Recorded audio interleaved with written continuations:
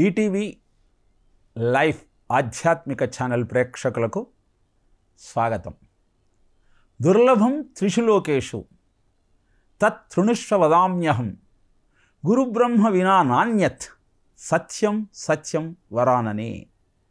గురుగీతలో పరమేశ్వరుడు పార్వతికి వివరిస్తున్న గురు మాహాత్యం, గురుతత్వాన్ని ప్రజలందరికీ తెలియజేసేటువంటి అద్భుతమైన సాహిత్యం. మూడు లోకాలకు దుర్లభమైన ఒక సత్యాన్ని నీకు తెలియజేస్తాను పార్వతి. గురు బ్రహ్మను మించినటువంటి దైవం ఇంకొక్కటి లేదు. ఆయనను సేవించటమే ప్రతి శిష్యుడి సాధకుడి లక్షణం కావాలి. గురు బ్రహ్మ గురుర్విష్ణు గురుదేవో మహేశ్వర గురు సాక్షాత్ పరబ్రహ్మ తస్మై శ్రీ గురవే నమః అన్న భావన ప్రతి శిష్యుడిలో ఉదయించినప్పుడు అది వాడి జీవనానికి సోపానమవుతుంది. జ్ఞానమనే దీపాన్ని నీలో సృష్టించే బ్రహ్మ, ఆ దీపపు వెలుగును నీ జీవన గమనానికి మార్గదర్శిగా మార్చే విష్ణువు, ఆ దీపపు కాంతిలో నీ జీవితాన్ని సంస్కరించుకొని ముక్తిని పొందే విధి విధానాలను నీకు తెలియజేసే శివుడు ఆ గురువు. అలాంటి గురువుకు ఆధునిక సమాజంలో దొరికే గౌరవం ఏమిటి? నిలబడి గురువు పాఠం చెబుతూ ఉంటే నిద్రపోతూ విద్యార్థులు ఆయన చెప్పే మాటను వినే ప్రయత్నం చేస్తూ ఉన్నారు. ఆయనకు అనేకమైన విశేషణాలతో బిరుదులను ఇచ్చి వాటితో ఆయనను హేళన చేస్తూ విద్యాభ్యాసమని భ్రమసి విద్యాలయాలలో సంచరిస్తూ ఉన్నారు. అందుకే వాళ్ళ విజ్ఞానం వారికి ధనాన్ని సంపాదించి పెడుతోందేమో కానీ సంస్కారాన్ని అందించటం లేదు. వాళ్ళ జీవన గమనాన్ని సంస్కరించటమూ లేదు. కేవలము ధనమే ఆనందానికి మూలమా? ఒక్కనాటికి కాదు. అతి క్లిష్టమైన పరిస్థితిలో నీ పక్కన ఉండి నీ సమస్యను పరిష్కరించేటువంటి దైవ స్వరూపుడే గురువు అన్న సత్యాన్ని సాక్షాత్తు పరమేశ్వరుడే పార్వతికి తెలియజేశాడు స్కాంద పురాణాంతర్గతమైన గురుగీతలో. స్కాంద పురాణాన్ని రచించింది కూడా వ్యాసుడే. అంటే గురుతత్వానికి ఎంత అద్భుతమైన ప్రాధాన్యత భారతీయ జీవన విధానంలో ఉన్నదో మనం గమనించే ప్రయత్నం చేయాలి. జపస్తపో వ్రతం తీర్థం యజ్ఞం దానం తథైవచ గురుతత్వం అవిజ్ఞాయ సర్వం వ్యర్థం భవేత్ ప్రియే. ఎంత అద్భుతమైన సత్యాన్ని వివరిస్తున్నాడో గమనించే ప్రయత్నం చేద్దాం.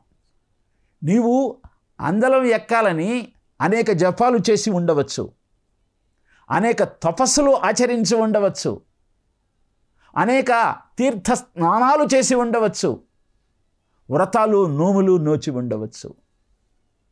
అవన్నీ గురుతత్వాన్ని గమనించలేని నాడు నిష్ప్రయోజనమవుతాయి. యజ్ఞోహవై విష్ణు అన్నారు కనుక యజ్ఞం చేసి ఆ విష్ణు స్వరూపాన్ని ఆరాధన చేస్తూ నా జీవితాన్ని సంస్కరించుకుందామని అనుకుంటున్నావేమో. గురుతత్వాన్ని గుర్తించకుండా అది ఏనాటికి సఫలం కాదు.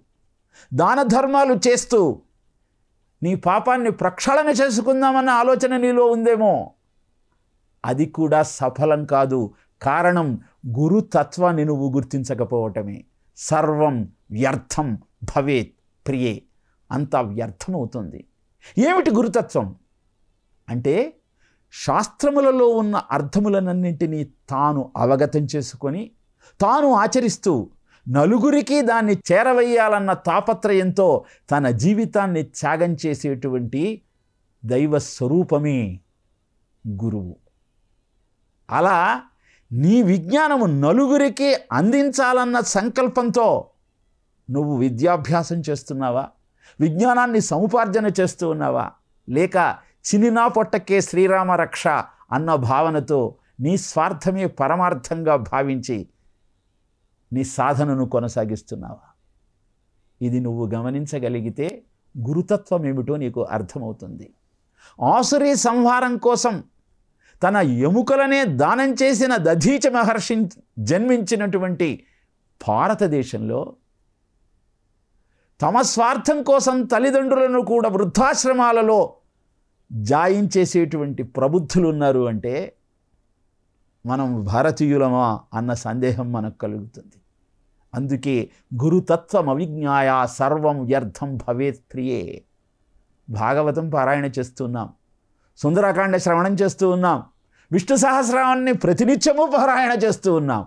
కానీ నీ తల్లిదండ్రులు ఎక్కడ ఉన్నారు అంటే నా ఇంట్లో ఉంచుకోవటానికి అడ్డుగా ఉంది కాబట్టి తిరిగి వృద్ధాశ్రమాలలో వారిని నేను జాయిన్ చేస్తూ ఉన్నాను అన్న సమాధానం నువ్వు చెప్పితే గురుతత్వం నీకు అర్థం కాలేదు. విష్ణువు తత్వం ఏమిటో నీకు బోధపడలేదు. శివుడు చెప్పిన సత్యాన్ని నువ్వు గ్రహించలేదు. నువ్వు చేసే పారాయణలన్నీ వ్యర్థమే. ఈ విషయాన్ని గమనించమంటూ గురుగీతలో పరమేశ్వరుడు పార్వతికి తెలియజేశాడు. అదే సత్యాన్ని గమనించగలిగితే అద్భుతమైనటువంటి పురాణ విజ్ఞానం మనకు ఎలా మార్గదర్శకం చేస్తుందో, ఋషిపీఠమైన భారతదేశంలో ఎందరు గురువులు తమ జీవితాలను తృణప్రాయంగా ఎంచి సమాజం కోసం తమ సర్వస్వాన్ని ధారపోశారో మనం అవగతం చేసుకోగలుగుతాం. భారతీయ జీవన విధానంలో ఎదుటివాడి గురించి ఆలోచించటం అన్నది ప్రధానమైన భూమిక పోషిస్తుంది. పంచుకు తింటం భారతీయత, ఉంచుకు తింటం ఆసురీ లక్షణం. నెమ్మదిగా భారతీయ తత్వాన్ని వదిలి గురుతత్వాన్ని విస్మరించి మనం ఆసురీ జాతికి అంకితమైపోతున్నామన్నటువంటి విషయాన్ని మనం అవగతం చేసుకోగలిగితే గురు సందేశం కార్యక్రమం ద్వారా మీరు ప్రయోజనాన్ని పొందినట్టే భావించవచ్చు. వసుదేవ సుతం దేవం కంసచాణూరమర్దనం దేవకీ పరమానందం కృష్ణం వందే జగద్గురుం.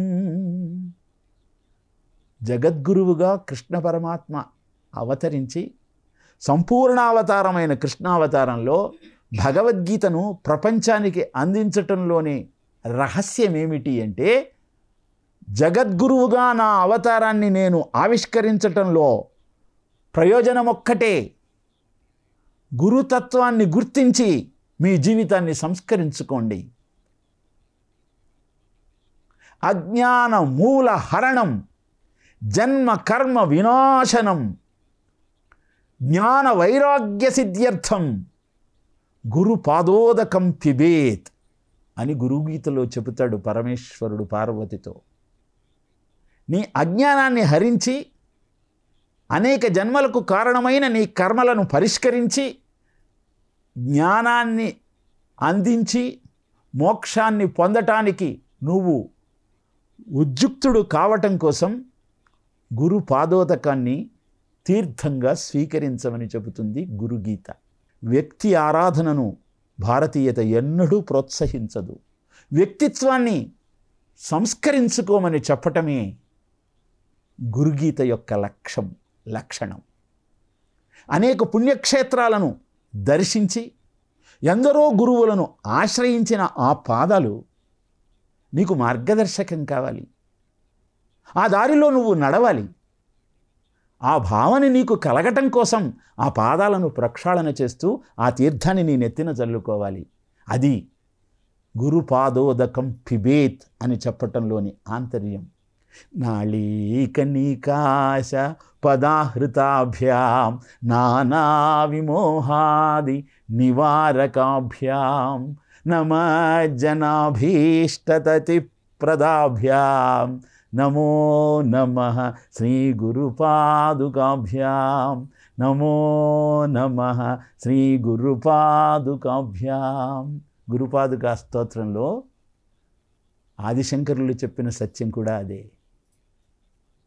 నానా విమోహాది నివారకాభ్యాం, అనేక మోహాలతో నీ జీవితం కుంచుకుపోతూ ఉంది. ఆ మోహాలన్నింటినీ పోగొట్టగలిగిన పద కమలాలమును నువ్వు ఆశ్రయించు. అవి మోహాన్ని పోగొట్టి నీ కోరికలనన్నింటినీ తీర్చేటువంటి సాధనంగా నువ్వు గుర్తించు. అదే నీ జీవన గమనంలో ఎదురయ్యే సమస్యలనన్నింటినీ పరిష్కరించే ఆయుధం. నీ జీవన గమనానికి అవసరమైనటువంటి ఔషధం. ఇలా అద్భుతమైనటువంటి గురుతత్వాన్ని ఆవిష్కరిస్తూ ఏ కృష్ణుడైతే జగద్గురువుగా అవతరించి లోకాలకు భగవద్గీత లాంటి అద్భుతమైన ఉపనిషత్ సారాన్ని అందించాడో ఆ కృష్ణుడే, ఆ విష్ణువే వ్యాసుడుగా జన్మించాడు. వ్యాసాయ విష్ణురూపాయ వ్యాసరూపాయ విష్ణవే నమో వై బ్రహ్మనిధయే వాసిష్ఠాయ నమో నమః అని ఆ వ్యాస మహర్షిని మనం కీర్తిస్తాం. ఎందుకని శ్రీ మహావిష్ణువు వ్యాసుడుగా భూమండలం మీద అవతరించాడు. కృష్ణద్వైపాయనుడిగా ఈ 28వ కలియుగంలో మనను కటాక్షిస్తూ ఉన్నాడు. అంటే ఏ దినమున వైకుంఠుడు మేదినిపై దాల్చినట్టి మేను వదిలినాడా దినమున అశుభ ప్రతిపాదకమగు కలియుగంబు ప్రాప్తంబయ్యన్ అని భాగవతంలో తెలియజేస్తాడు. పరిత్రాణాయ సాధూనాం వినాశాయ చ దుష్కృతాం ధర్మ సంస్థాపనార్థాయ సంభవామి యుగే యుగే అని ప్రతిజ్ఞ చేసి మరి పరమాత్మ ద్వాపరయుగంలో భూమండలం మీద అవతరించి అధర్మాన్ని అంతరింపచేశాడు. ఆ పరమాత్మ ఏ రోజైతే తన అవతారాన్ని చాలించాడో ఆ రోజే కలియుగం ప్రారంభమైంది. శౌనకాది మహామునులందరికీ సూతుడు చెప్తున్న ఈ గాథ వింటూ ఉంటే సందేహం కలిగింది. ధర్మాన్ని రక్షించేటువంటి కృష్ణ పరమాత్మ తన అవతారాన్ని చాలించినప్పుడు మరి ధర్మానికి దిక్కెవరయ్యా? చారుతర ధర్మరాశికి భారకుడకు కృష్ణుడు ఆత్మపదమునకేగన్ భారకుడు లేక ఎవ్వని చేరును ధర్మము బలుపు చెడి మునినాథ అని ప్రశ్నించారు. మరి కృష్ణుడు అవతారాన్ని చాలించిన తరువాత ధర్మాన్ని కాపాడేది ఎవ్వరు అన్న సందేహం మనకు కలుగుతుంది కదా. అదే ఉద్ధవుడికి కలిగింది. ఉద్ధవుడు కృష్ణుడి యొక్క ఆప్తమిత్రుడు, ఆయన పరమభక్తుడు. ఆయన అవతారాన్ని చాలించటానికి నిర్ణయించుకున్నాడన్న సంగతి గమనించి కృష్ణుడి దగ్గరికి వెళ్ళి, నువ్వు అవతారం చాలిస్తే మాకు దిక్కెవరు? ఈ ఆసురీ మూకల నుంచి మమ్మల్ని రక్షించేదెవరు? కలికాలంలో మాలో విజృంభించేటువంటి అనేకమైన దుర్గుణాలకు పరిష్కారం ఏది అంటూ ప్రశ్నిస్తే కృష్ణ పరమాత్మ అన్నాడు, చింతించకు ఉద్ధవా, నేను వాంగ్మయ రూపంలో భాగవతంగా అవతరించాను. భాగవతాన్ని నువ్వు ఆశ్రయించినట్టయితే ఈ కలికల్మషం నిన్నేమీ చెయ్యలేదు. కనుక భాగవతాన్ని అధ్యయనం చేస్తూ ధర్మాన్ని రక్షించే ప్రయత్నం చెయ్యి. ధర్మవర్తనను నీ జీవితానికి అనుసంధానం చేసుకో అని తెలియజేశాడు. అందుకే ఆ శ్రీ మహావిష్ణువు వ్యాసుడిగా జన్మించి భాగవతాన్ని మనకు అందించాడు. అవనీ చక్రములోపల ఏ పురుషుడే ఆమ్నాయమున్ విన్న మాధవుపై లోక శరణ్యుపై భవములందప్పించగాదాలు భక్తి విశేషంబు జనించు అట్టి భాగవతాంనాయము బాదరాయణుడు దాగల్పించే నేర్పొప్పగన్. భువనక్షేమకరంబైన ఆ భాగవతాన్ని వేదవ్యాసుడు మనకు అందించాడు. అందుకే అర్హత అంటే నిరంతరము ఆ భగవంతుని గురించే ఆలోచిస్తూ భగవద్భక్తితో నువ్వు ఉన్నప్పుడు భాగవతాన్ని వినే అర్హత నీకు వస్తుంది. ఆ భక్తి ఎంత గొప్పగా ఉంటుంది అని చెప్పటం కోసమే గోపికల దృష్టాంతం చెబుతారు. గోపికలంతా కృష్ణుడి యొక్క దివ్యమంగళ విగ్రహాన్ని చూస్తూ పరవశించిపోతూ ఉన్నారు. వాళ్ళు బ్రహ్మదేవుడిని తిట్టుకోవడం ప్రారంభించారు. బ్రహ్మదేవుడితో మొరపెట్టుకున్నారు, ఓ బ్రహ్మదేవా, మా కంటికి రెప్పనెందుకు పెట్టావయ్యా? రెప్పబడుతున్నటువంటి క్షణంలో మేము కృష్ణుడిని చూడలేకపోతూ ఉన్నామే. రెప్పలు లేనట్టయితే నిరంతరము ఆ దివ్యమంగళ విగ్రహాన్ని చూస్తూ మేము పరవశించిపోతాం కదా అని బ్రహ్మదేవుడికి కనురెప్పలను తీసివేయమంటూ నివేదన చేసుకున్నారు. అంటే ఆ గోపికల భక్తి ఎంత గొప్పది. అలాంటి భాగవత కథ వింటున్నప్పుడు ఇంకొక విషయం నీ హృదయంలో ప్రవేశిస్తుందా? నిజానికి శౌనకాది మహామునులు కూడా సూతుడికి అదే విజ్ఞాపన చేసుకున్నారు. స్వామి, కృష్ణ కథ విందామని మేము వస్తే నువ్వు ధృతరాష్ట్రుడి గురించి, భీష్ముడి గురించి, నైమిషారణ్యం గురించి చెబుతామేమిటయ్యా? మనుట నిత్యముగాదు మరణంబు నిజమని ఎరిగి మోక్షస్థితి నిత్సగించి అల్పాయువులగు మాకు ఇతర దుర్జన చరిత్రముల్లోలి కర్ణరంధ్రముల పెట్టి బంగారు వంటి బ్రతికెడు కాలంబు పోనాడగానేల పుణ్యచరిత మాధవ పద పద్మ మకరంద పానంబు సేయింపవే ఏము సేయునట్టి సత్రయాగమునకు సన్మునీంద్రులు జీర వాడెదండధరుడు వచజుడు చంపడొక్కడినైన జన్నమయ్యడిదాకా వినుచునుండు దగిలి విష్ణు కథలు. మాకు భాగవత కథ చెప్పవయ్యా, కృష్ణ కథ చెప్పవయ్యా. అది వింటూ మేం పరవశించిపోతాం. నీకొక విషయం తెలుసా? కృష్ణ కథ విందామని యముడు కూడా ఇక్కడికి వచ్చి కూర్చున్నాడయా. కథలు వింటూ ఎవరిని చంపటం లేదు. చంపటం అన్న తన యొక్క నిజ ధర్మాన్ని కూడా మరిచిపోయి కథ వింటూ కూర్చున్నాడయ్యా. కాబట్టి కృష్ణ కథ చెప్పవయ్యా అంటూ సూత మహర్షిని ప్రార్థించారు. మరి యముడు ఎవరిని చంపడా? భాగవతం విన్నంత మాత్రాన నీకు మృత్యువు రాదా? పరీక్షిత్తుకు మృత్యువు రాలేదా? తక్షకుడు నిమ్మపండులో కీటక రూపంలో వచ్చి అతని దేహాన్ని త్యజించే విధంగా కాటు వేయలేదా? అంటే దేహం పోయింది కానీ పరీక్షిత్తుకు మృత్యుభయం లేదు. కారణం, నేను ఈ దేహాన్ని కాదు, నిత్యము సత్యము శాశ్వతమైన ఆత్మస్వరూపాన్ని అన్న భావన కలిగింది. అలాంటి అద్భుతమైన భావన నీలో ఉద్దీపన కాకుండా అడ్డుకునేది ఎవ్వరు? ఎందుకని నీవు ఆ అర్హతను చేరుకోలేకపోతున్నావు? ఎన్ని భాగవతాలు చదివినా నీలో స్వార్థం ఎందుకు అంతరించటం లేదు? పరమార్థం మీద నీకు భావన ఎందుకు కలగటం లేదు? కారణం ఒక్కటే, అది కలి లక్షణం. కలి ఎలా ప్రవేశించాడు అంటే, భూమండలం మీద పాపం పెరిగిపోతుంది, కలి ప్రవేశిస్తున్నాడు అని భయపడి భూదేవి గోమాత రూపాన్ని ధరించి బ్రహ్మదేవుడి దగ్గరకు పయనమైంది. అదే సమయంలో ధర్మదేవుడు వృషభం రూపంలో గోమాతలో రూపంలో ఉన్న భూదేవికి ఎదురొచ్చాడు. ఇద్దరూ మాట్లాడుకోవటం ప్రారంభించారు. గోమాత రూపంలో ఉన్న భూదేవి వృషభ రూపంలో ఉన్న ధర్మదేవుడిని ప్రశ్నించడం ప్రారంభించింది. తపశౌచం దయా సత్యం ఇతి పాదా కృతే కృతాః అధర్మాంశో త్రయో భగ్నః స్మయ సంగమదైస్తవా. ఇది మనమంతా జ్ఞాపకం పెట్టుకున్నట్టయితే ధర్మాన్ని ఆచరించటానికి ఏది అడ్డంకుగా ఉందో మనకు అవగతమవుతుంది. ఇది తెలియజేయటమే వ్యాసుడి యొక్క లక్ష్యము. కృతయుగంలో ధర్మం 4 పాదాల మీద ఉంది. ధర్మానికి 4 పాదాలు ఏమిటి అంటే తపస్సు, శౌచము, దయ, సత్యము. ఓ ధర్మదేవ, కృతయుగంలో ఈ 4 పాదాల మీద నువ్వు ఉన్నప్పటికీ 3 పాదాలు భగ్నమైపోయి ఇప్పుడు సత్యమనే ఒకే పాదం మీద నిలిచావయ్యా. కానీ కలి లక్షణం ఏంటంటే దురుక్తే కలిమాధత్తే, కలహం పెట్టుకోవడమే కలి లక్షణము, పరుషంగా మాట్లాడటమే కలి యొక్క నిజ గుణము. కనుక ఈ సత్యమనే కాలు కూడా నిలబడదు. ఆ 3 పాదాలు ఎందుకు పోయాయి అంటే తపస్సు హరించటానికి అహంకారమే కారణము.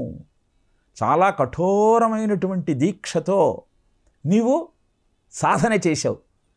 ఆ సాధన కారణంగా నీకు ఒక ఉన్నత స్థితి దొరికింది. అక్కడికి చేరిన తరువాత ఏదో అందలం ఎక్కాను, నా అధికారం నా చేతిలో ఉన్న భావనతో అహంకారంతో నువ్వు ప్రవర్తిస్తే ఆ స్థితి నుంచి అధపాతాళానికి పడిపోతావు.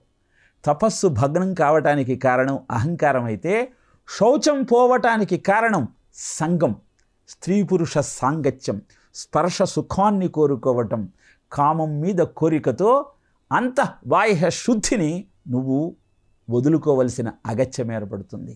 దయ పోవటానికి కారణం మదం. ఇలా ఈ 3 పోవటానికి 3 కారణమవుతున్నాయి. కనుక అహంకారాన్ని వదిలి ప్రాజాపత్య బ్రహ్మచర్యాన్ని వహిస్తూ అందరి జీవులలో ఆ పరబ్రహ్మాన్ని నువ్వు చూడగలిగితే ధర్మం నీలో 4 పాదాల ఉంటుంది. నువ్వు సత్యవర్తనుడవై సంచరించటానికి ఏ కలి కూడా సాహసించలేదు. కనుక పిల్లలలో కొంచెం ధన సముపార్జన ప్రారంభం కాగానే, కొంత విజ్ఞానం తమ సొంతం కాగానే, తమంత ప్రతిభావంతులు ఇంకొకళ్ళు లేరన్న భావనతో తల్లిని, తండ్రిని, గురువును, దైవాన్ని దూషిస్తూ అవహేళన చేస్తూ అదే ప్రయోజకత్వమని భావించేటువంటి విశృంఖలమైన ఆలోచన విధానం అంతర్ధానం కావాలి అంటే భాగవత కథాశ్రవణం వారు చెయ్యాలి. ఇలా సత్యము ఒక్క పాదంతో కలియుగం నడవటానికి కారణము అవుతుంది అని భావించినటువంటి ఆ ధర్మదేవత గోమాతల యొక్క ఆలోచన వ్యర్థంగా నిలిచింది. కారణం ఏమిటి అంటే అలా వాళ్ళు సంభాషించుకునే సమయంలో కైలాసాచల సన్నిభంబగు మహాగంభీర గోరాజమున్ కాలక్రోధుడు దండహస్తుడు నృపాకారుండు క్రూరుండు జంఘాలుండొక్కడు శూద్రుడాసురగతిన్ కరుణ్య నిర్ముక్తుడై నేలంగూలగదన్నె బంచి తిల్లగా నిర్ఘాత పదాహతిన్. అలా మాట్లాడుకుంటున్నటువంటి వృషభ రూపంలో ఉన్న ఆ ధర్మదేవుణ్ణి కాలితో ఒక్క తన్ను తన్నడు.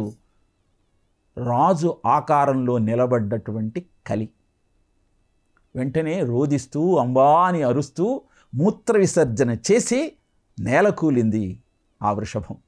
గోవును కూడా దండించాడు. ఇదంతా పాండవ పౌత్రుడైన పరీక్షిన్ మహారాజు చూస్తూ ఉన్నాడు. వెంటనే ఆగ్రహంతో, ఒరే ధూర్తుడా, గోమాత నిన్నేం చేసింది? వృషభాన్ని ఎందుకు తంతున్నావు? నువ్వు జీవించి ఉండటానికి అర్హుడువు కాదు అని కరవాలాన్ని దూసి ఆ కలిని సంహరించే ప్రయత్నం చేశాడు. అప్పుడు కలి పరీక్షిత్తుతో, స్వామీ, ఇది నా యుగధర్మమయ్యా, నేను ఇలా ప్రవర్తించటమే నా లక్షణం, నువ్వు నన్నెందుకు సంహరిస్తావు? నిన్ను నేను శరణు వేడుతున్నాను అన్నాడు. శరణు వేడిన వాణ్ణి రక్షించటం క్షాత్ర ధర్మం కాబట్టి నువ్వు నా రాజ్యంలో ఉండకుండా వెళ్ళిపో అన్నాడు.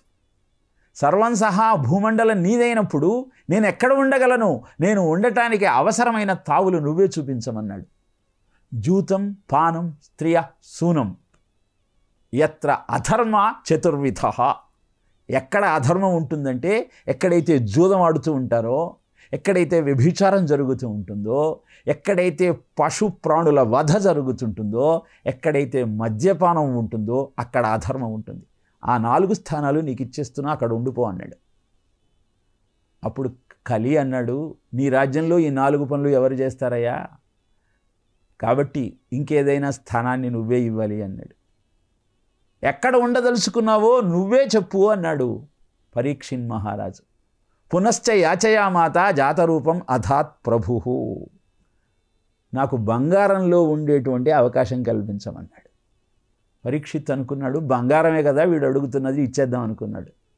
కానీ కలి ఆలోచన ఏమిటంటే, తతో అనృతం మదం కామం రజో వైషమ్య పంచమం.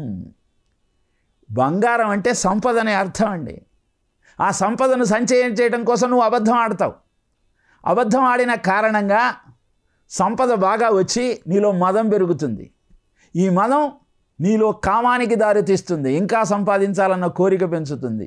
ఈ పెరిగిన కోరిక నీలో రజోగుణాన్ని పెంచి ఆ రజోగుణం శత్రుత్వాన్ని కలిగించి నీ జీవితాన్ని సర్వనాశనం చేస్తుంది. ఎంత కుటిలమైన ఆలోచన చేశాడో చూడండి కలి.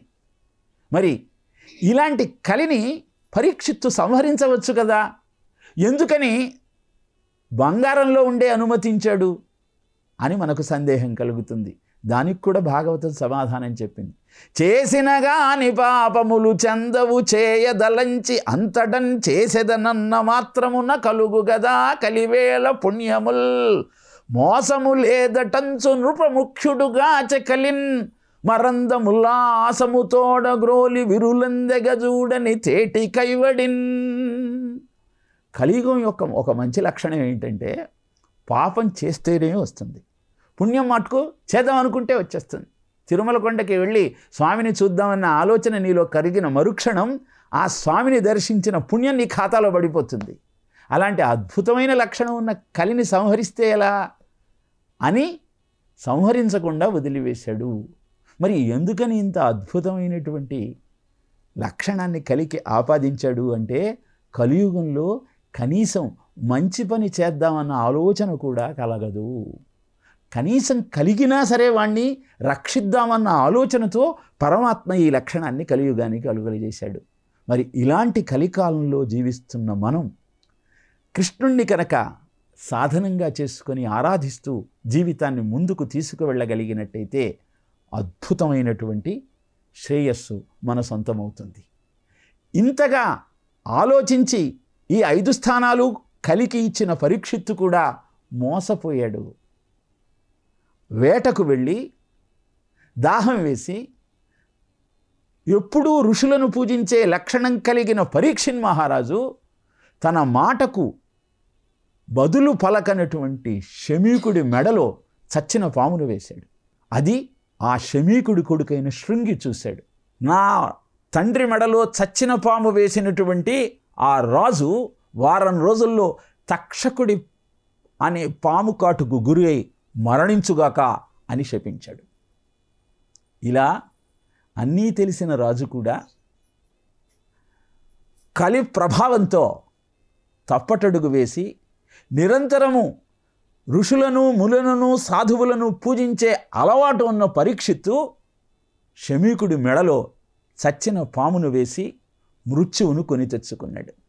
పరీక్షిత్తు లాంటి ధర్మవర్తనుడికే కలి ప్రభావం అంతగా పనిచేసినప్పుడు సామాన్యులమైన మనం ఆ కలి ప్రభావం నుంచి తప్పించుకోవాలి అంటే ఏం చెయ్యాలి, ఎలాంటి సాధనను మన సొంతం చేసుకోవాలి, ఈ విషయాలను వచ్చే ప్రసంగంలో మీకు తెలియజేసే ప్రయత్నం చేస్తాను. ఓం తత్సత్.